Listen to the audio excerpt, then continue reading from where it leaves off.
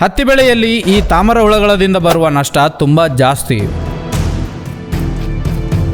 ಈ ತಾಮರ ಹುಳಗಳು ಗೋಧಿ ಬಣ್ಣದಲ್ಲಿ ಇದ್ದು ಹತ್ತಿ ಎಲೆಗಳ ಕೆಳಭಾಗದಲ್ಲಿ ಸೇರಿ ರಸ ಎಳಿತವ. ಸಸ್ಯ ಬೆಳವಣಿಗೆ ಸಮಯಕ್ಕೆ ಇದ್ದಕ್ಕಿದ್ದಂಗೆ ಬಿಸಿಲು ಜಾಸ್ತಿ ಆದರೂ ಅಥವಾ ವಾತಾವರಣದಲ್ಲಿ ಸೆಕೆ ಹೆಚ್ಚಾದರೂ ಈ ತಾಮರ ಹುಳಗಳು ಅದರ ಸಂಖ್ಯೆಯನ್ನು ಜಾಸ್ತಿ ಮಾಡ್ಕೋತವ. ಬೇಸಿಗೆಯ ವಾತಾವರಣ ಈ ಹುಳಗಳಿಗೆ ಬಹಳ ಅನುಕೂಲವಾಗಿ ಇರ್ತದ. ಹತ್ತಿ ಬೆಳೆಯಲ್ಲಿ ಈ ಹುಳಗಳ ಕಾಟ ಜಾಸ್ತಿ ಆದರೆ ಎಲೆಗಳು ಬೆಳ್ಳಿ ಬಣ್ಣಕ್ಕೆ ಬದಲಾಗಿ ಮೇಲೆ ಮುದುರಿ ಹೋಗ್ತವ.